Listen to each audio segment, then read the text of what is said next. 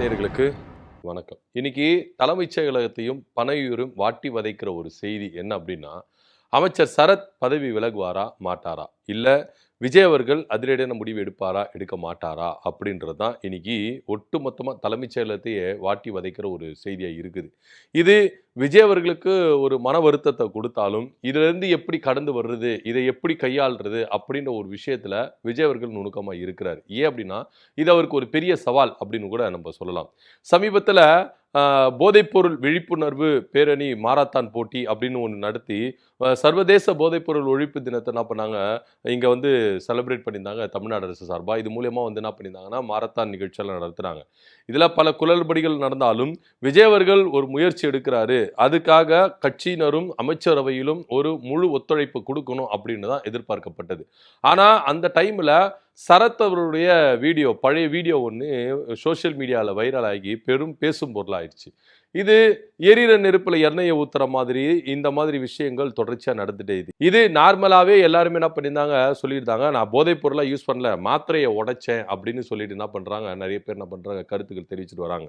அது எப்படிங்க மாத்திரையை இங்க நசுக்க முடியும், ஒரு 500 தாளில் மாத்திரையை வச்சு எப்படி நசுக்க முடியும் அப்படின்னு கூட பல பேர் என்ன பண்றாங்க, இதை வீடியோலாம் எடுத்து போட்டு பார்த்துருந்தாங்க. அதை பத்தி நம்மளும் பேசியிருந்தோம். இது முழுக்க முழுக்க இவர் தவறான தகவல் கொடுக்குறாரு அப்படின்னு சொல்லியிருந்தாங்க. சரி, ஓகே, அமைச்சர் கொடுக்குற தகவல் பொய் அப்படின்னா கூட மருத்துவர்கள் என்ன சொல்றாங்க அப்படின்னு பார்க்கும்போது, ஒரு சில குழந்தைகள் நல மருத்துவர்கள் என்ன சொல்றாங்க அப்படின்னா, பிறந்த குழந்தைக்கு 5 வயசு வரைக்கும் என்ன பண்ணக்கூடாது, மாத்திரையே கொடுக்க கூடாது. ஆக்சுவலா என்ன பண்ணலாம்னா பவுடர் கொடுப்பாங்க, அப்படி இல்லைன்னா டானிக் கொடுப்பாங்க, அதாவது சிறப்புன்னுவாங்கல்ல அது கொடுப்பாங்க. மற்றபடி வேற எதுவுமே கொடுக்க மாட்டாங்க. இல்லாட்டி தண்ணியில் கலந்து கொடுக்குற பவுடரு, அதில் வாயில சப்பி சாப்பிட்ற இந்த மிட்டாய், அந்த மாதிரி தான் குழந்தைங்களுக்கு கொடுப்பாங்க அப்படின்னு குழந்தைகள் நல மருத்துவர்கள் என்ன பண்றாங்க, இங்க கருத்துக்களை முன்வைக்கிறாங்க. ஸோ அதனால எந்த டாக்டரும் குழந்தைக்கு மாத்திரையை கொடுக்கவே மாட்டாங்க அப்படின்னு. ஒருவேளை மாத்திரை கொடுத்தா கூட அது பவுடராகி தான் வருமே கண்டி மாத்திரையை உடைச்சி பவுடராக்கி கொடுக்கணும்னு அவசியம் கிடையாது அப்படின்லாம் சொல்லிட்டு இருந்தாங்க. இல்லை நான் மாத்திரையை தான் வந்து என்ன பண்ண உடைச்சி இது மாதிரி கொடுத்துருந்தேன் அப்படின்னு அவர் சொல்லிட்டு இருந்தாருன்னு வச்சுக்கோங்களேன். ஆனால் அவர் சொன்ன கருத்துல பல முரண்பாடுகள் நம்மளுக்கு இங்கே எழுப்பப்பட்டாலும் இந்த தொடர்ச்சியா இந்த காரியம் வந்து சர்ச்சையாகிட்டே வந்துட்டு இருந்தீங்க பார்த்தோம். குறிப்பா அமைச்சர் சரத் அவர்கள் ஒரு வீடியோ வெளியிட்டு விளக்கத்தை கொடுத்தாரு. இந்த விளக்கத்தை பொறுத்த வரைக்கும் நம்ம பார்த்தோம்னா, எரியிற நெருப்புல எண்ணெயை ஊத்திட்டாருப்பா இவரு அப்படின்ற மாதிரி தான் நம்மளால புரிஞ்சுக்க முடியுது. ஒரு குழந்தைய வச்சுக்கிட்டு குழந்தைகளுக்கு பின்னாடி ஒளிஞ்சுக்கிற மாதிரி தான் இவர் செயல்படுறாரு அப்படின்ற ஒரு விமர்சனமும் இங்க முன்வைக்கப்பட்டது. ஸோ இதெல்லாம் இப்படி இருக்கும் பொழுது அமைச்சரோட விளக்கத்தை யாருமே சரிவர ஏத்துக்கிறதுக்கு விரும்பவே இல்லை. குறிப்பா எதிர்க்கட்சிகள் இதை புறக்கணிச்சாங்க. இதுல அவர் சொன்னதும், அதாவது அந்த வீடியோல அவர் நடந்துக்கினதும், அவர் போட்ட போஸ்ட்டுகள் இப்படின்னு பல கருத்துக்கள் இருந்தாலும் அவர் சொன்னதுக்கும் சம்பந்தமே இல்லாம இருந்தது. ஒன்று இவர் விளக்கம் கொடுத்தார்ல, அதுக்கு ஆப்டபுளாக இருக்கணும், ஆனால் கிடையவே கிடையாது அப்படின்றதான் இங்கே பார்க்க வேண்டிய ஒரு விஷயமா இருக்கு. ஸோ இன்னும் நம்மளுக்கு சந்தேகத்தை தான் அதிகரிச்சது. அமைச்சர் அவர்கள் விளக்கம் கொடுத்தாலும் இதில் இன்னும் பயங்கரமாக நம்மளுக்கு சந்தேகத்தை தான் எழுப்ப செய்யுது அப்படின்னு கூட பலரும் என்ன பண்ணாங்க கருத்துக்களை தெரிவிச்சுட்டாங்க தாங்க.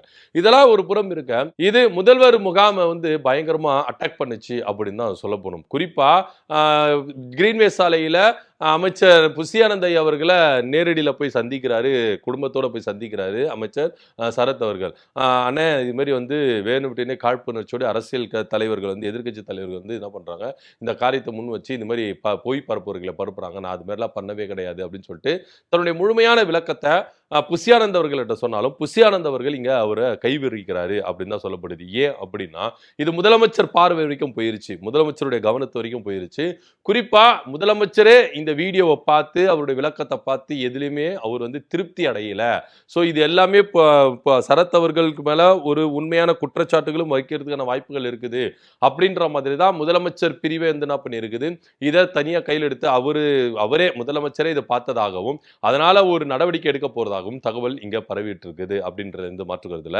இதன் அடிப்படையில் உளவுத்துறை மூலமா ஒரு விசாரணை நடத்திருக்காங்க. உளவுத்துறையும் இதுல வந்து விசாரணை பண்ணதுல அமைச்சர் மேல ஒரு சந்தேகத்தை தான் ஏற்படுத்துது கண்டி அவர் சைடு இருக்கிற அந்த உண்மை அப்படின்றது வெளியே வரல அப்படின்றதா உளவுத்துறையும் என்ன பண்ணிருக்கிறாங்க, இங்க வந்து தகவலை கொடுத்திருக்காங்க. ஸோ அதுக்கு மாத்திரம் இல்லாம அமைச்சரே டைரக்டா கூப்பிட்டு விசாரணை பண்ணணும் அப்படின்ற மாதிரிலாம் டிஸ்கஷன் போயிட்டு இருக்கு வச்சுங்களேன். ஸோ இப்போ புசியானது கை விரிச்சிட்டாரு, அண்ணன் என்னால ஒன்றும் பண்ண முடியாதுப்பா, இது வந்து முதலமைச்சர் வரைக்கும் போயிருச்சு, அதனால என்னால ஒன்றும் பண்ண முடியாது, தயவு செய்து என்னை விட்டுடு அப்படின்னு சொல்லிட்டு அவரும் நம்பிக்கையா வந்து என்ன பண்ணல, அனுப்பி வைக்கல.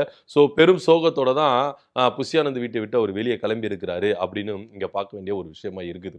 ஸோ இதெல்லாம் இப்படி இருக்கும் பொழுது இப்போ திமுக வந்து ஒரு போராட்டத்தை அனௌன்ஸ்மெண்ட் பண்ணியிருக்காங்க மாணவர் அணி சார்பா. இவரை கண்டிப்பா பதவி விலகணும். ஏன்னா இப்படி ஒரு பொறுப்புள்ள ஒரு பதவியில இருந்துகிட்டு பொறுப்பற்ற செயலை செஞ்சுட்டு இது இளைஞர்களுக்கு ஒரு தவறான வழிகாட்டுதலா இருக்குது. ஸோ அதனால வந்து இவரை வந்து என்ன பண்ணணும், பதவியில இருந்து நீக்கணும் அப்படின்னு சொல்லிட்டு ஒரு போர்க்கொடி தூக்கியிருக்காங்க. இதுல பல பேருக்கு என்ன பண்ணியிருக்கிறாங்க, பர்மிஷன் கொடுக்கல அப்படின்னு சொல்லிட்டு திமுகவினரை அதிரடியா கைது செய்திருக்கிறாங்க காவல்துறையினர் அப்படின்னும் இங்க செய்திகளை நம்ம பார்க்க வேண்டிய ஒரு விஷயமா இருக்குது.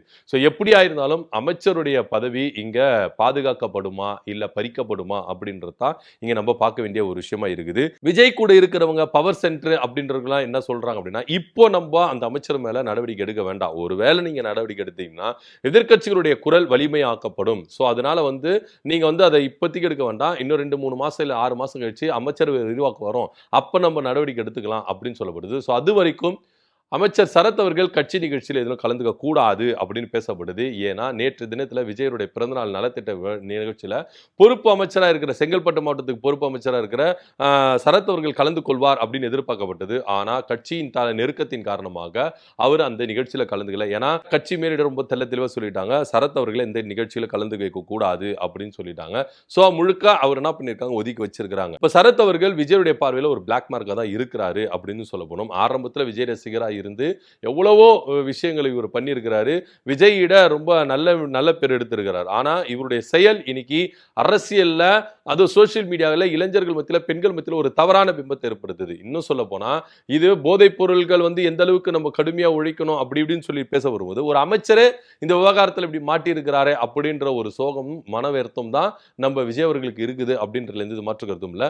சோ எவ்வளவோ போராடிக்கிறாரு, எவ்வளவோ முயற்சிச்சிருக்கிறாரு. ஆனா முழுக்க தாவேக சார்பா அமைச்சர் சரத் அவர்களை கைவிடப்பட்டிருக்கிறார் அப்படின்னு தான் பார்க்கணும். சோ கூடிய விரைவில் அமைச்சர் பதவி அவர்கிட்ட இருந்து பறிக்கப்படும் அப்படின்னு தான் பார்க்கப்படுது. ஆனா எதிர்க்கட்சிகள் இந்த விவகாரத்தை கையில் எடுத்து ரொம்ப துரிதமா என்ன பண்றாங்க, செயல்பட்டு இருக்காங்க. சோ அமைச்சர் சரத் அவர்களுக்கு பதவி நீட்டிக்கப்படுமா இல்ல பறிக்கப்படுமா அப்படின்றது நம்மளுக்கு தெரியல. விஜய் அவர்கள் எந்த மாதிரி ஒரு நடவடிக்கை எடுக்க போறாரு அப்படின்ற பொறுத்து பார்க்கலாம். இந்த பத்தியோட கருத்து அப்படின்னு கீழே கமெண்ட் பண்ணுங்க. நன்றி, வணக்கம்.